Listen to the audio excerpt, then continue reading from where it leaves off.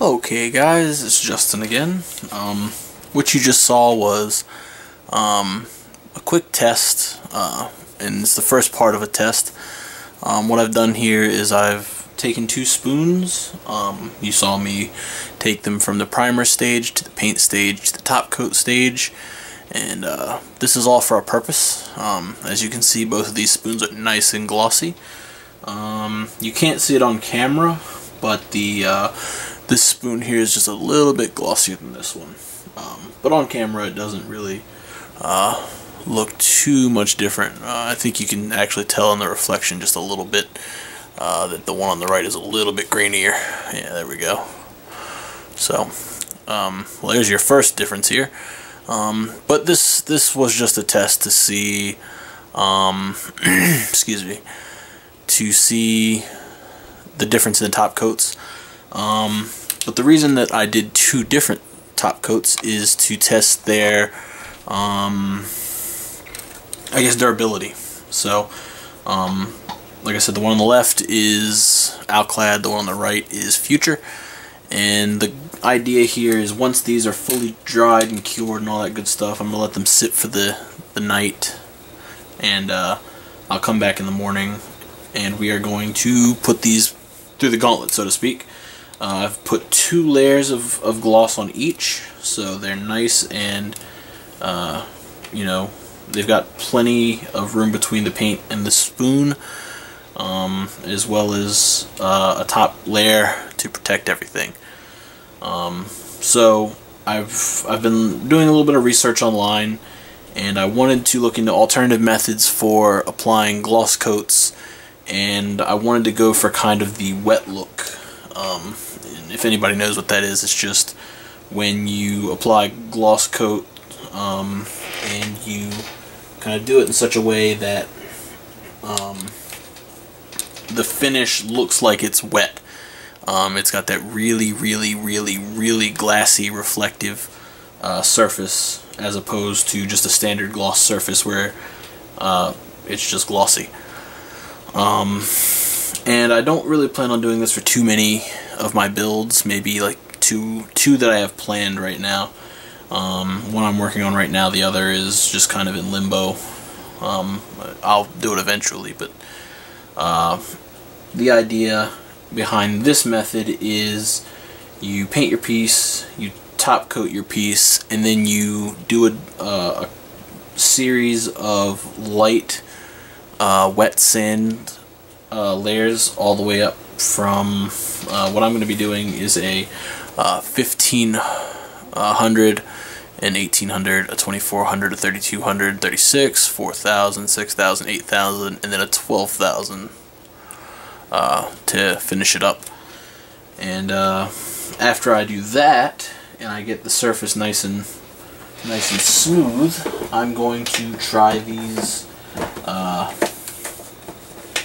things that I bought. These are Novus scratch removers, and basically this will remove any big scratches that I do during the process. This will get the smaller ones, and then this is what's going to give me a nice shiny surface. So hopefully, if all goes well, this will be a really fun experiment and a really nice alternative to using like urethane based gloss coats to get a nice looking gloss finish, or expensive like 2-part top coats and stuff like that that some places sell. And again, some of this stuff is actually really cheap. Those the Novus things alone I think cost me 20 bucks from Amazon. I got free shipping on it, and that's gonna last me a long time.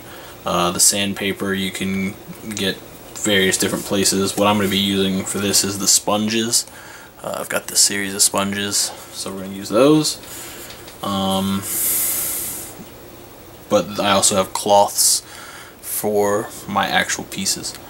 So I'm going to do a cut, and then we'll come back and we will get the table prepped and all that stuff so we know what we're looking at, and we'll go from there. So I'll be right back. Okay. So here in front of me we've got the spoons that have been drying for over 24 hours now. They're still really glossy.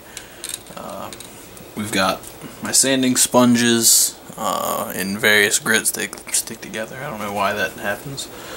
And then we've got a little thing with some water in it. So, what we're going to do is we are going to move through the grits of sandpaper, and we're going to lightly, like very lightly, buff out both of these surfaces. Now, when I saw this done, there were a couple of like kind of small tips to kind of help with this process.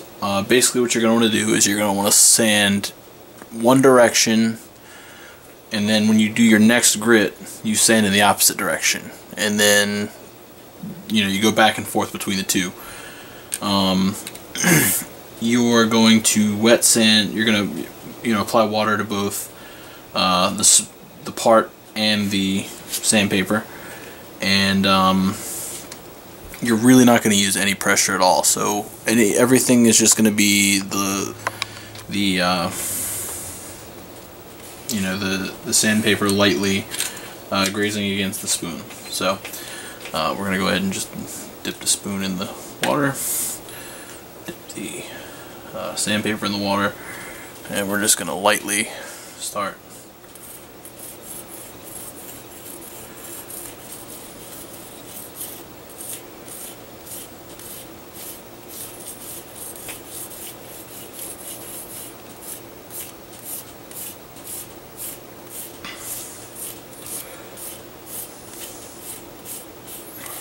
I feel like this will be a little bit easier when I get my sanding cloths in, because I won't have to worry about like matching the contour, I guess, of the spoon.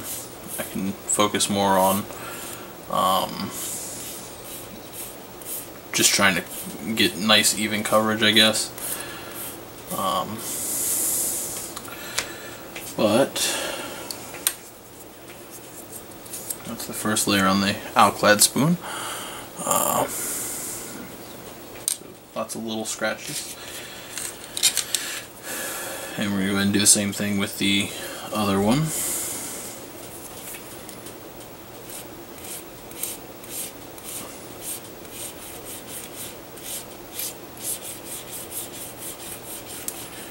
And like I said, just very lightly. You're not going to want to apply any pressure to this, because if you bear down too much, even with 1500 grit, you're going to run the risk of digging into the part and scratching your paint up, and then you have to strip it and redo the whole thing, and nobody wants that. So I guess that's good for that.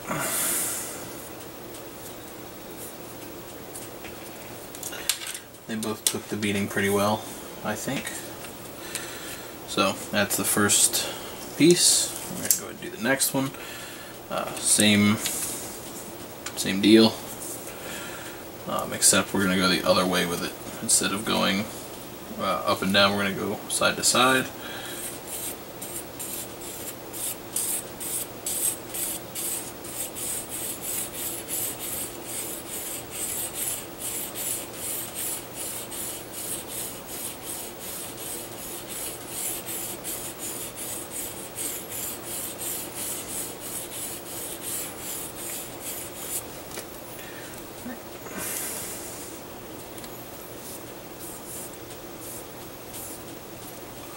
So far, so good. We'll go and do the next one.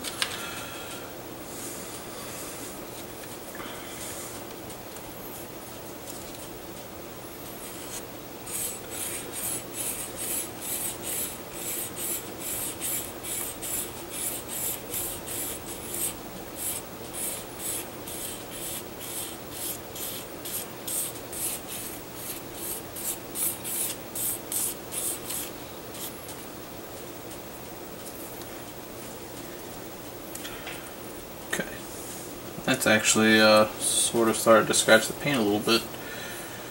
Just a little, not very much, but it's enough to show. So I don't know if that's going to be buffed out later or what. So We'll do one more on camera, and then I'll do the rest off camera, just so we can go ahead and power through this and not make this a really long video. So.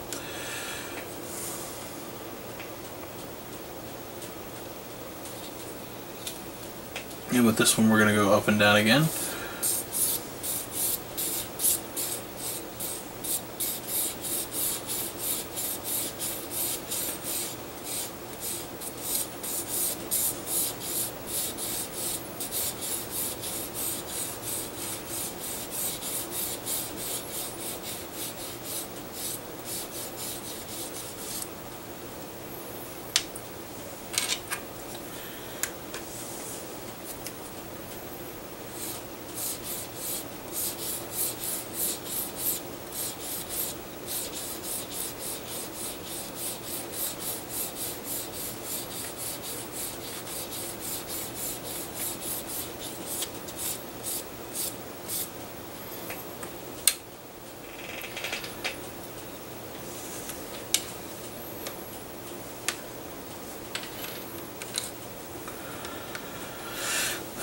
Alright, so the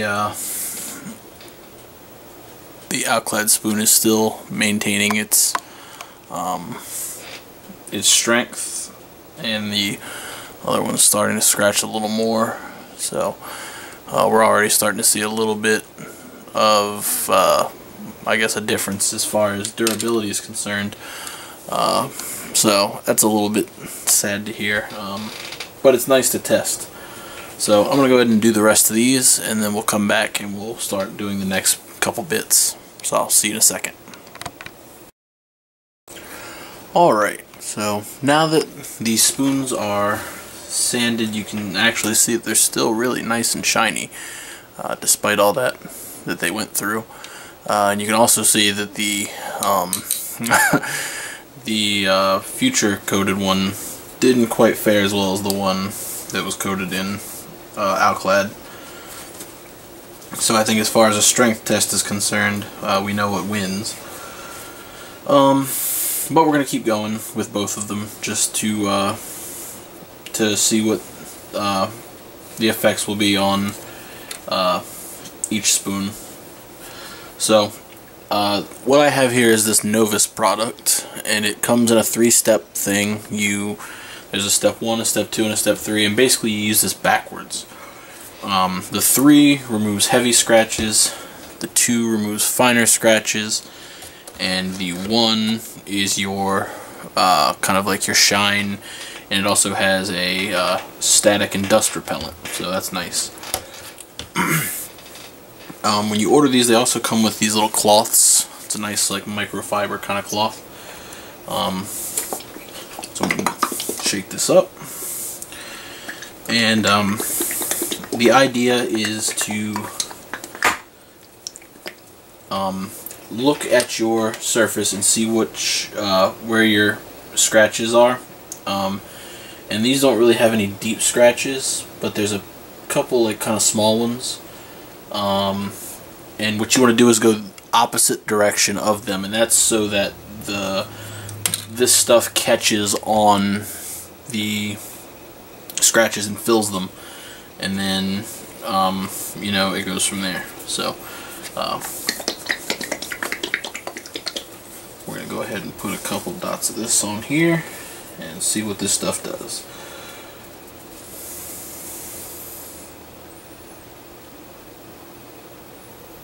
Do a dot, I think that should be fine.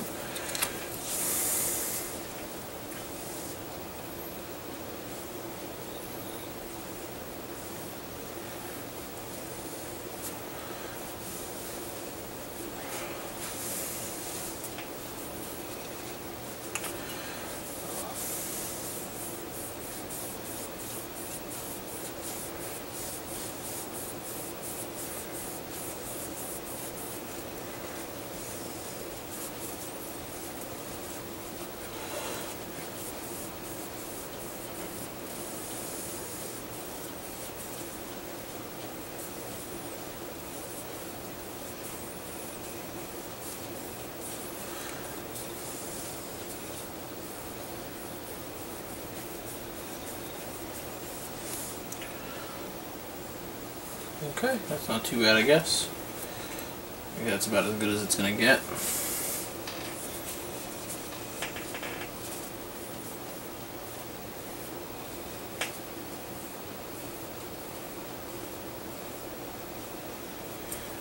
Let's do the other one.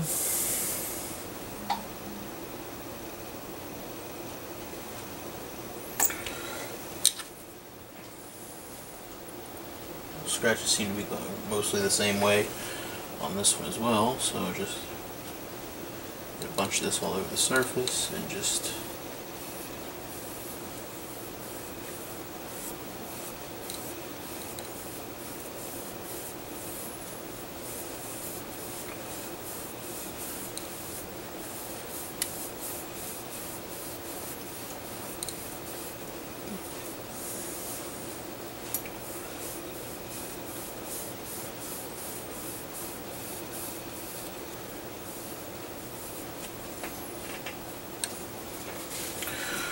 Alright, so that's out of the way.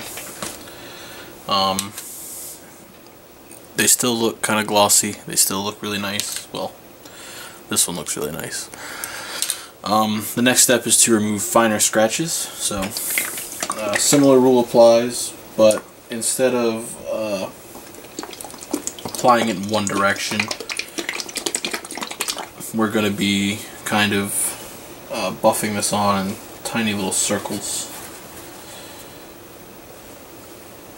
And it's for basically the same reason as why you did the direction the other way, but this one where these are like micro scratches, they're going to be a little harder to find. So if you go in small little circles, you're more likely to pick most of them up.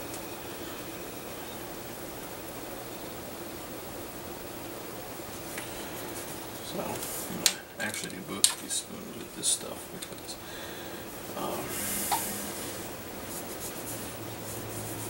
I put a lot on.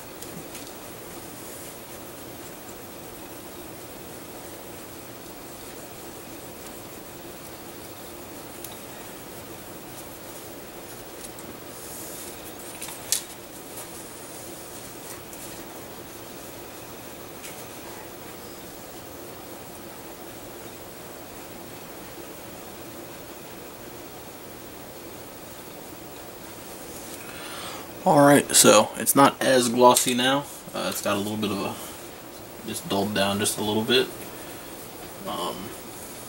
But this last step should fix all of that.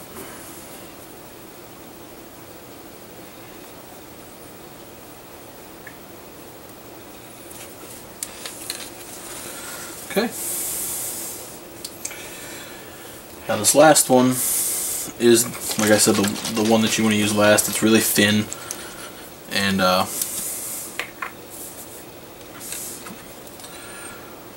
this is what is going to be like your final layer of protection, I guess. So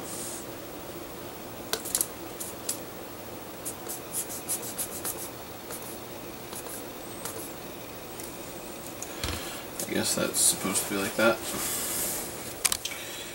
And again, in small little circles. Try to get some on here.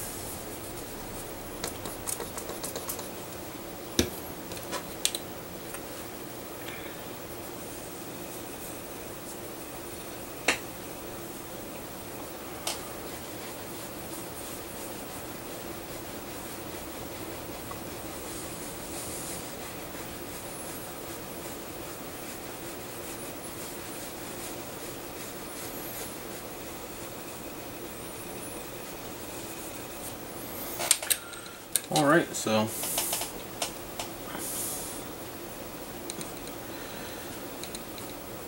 there's the final product.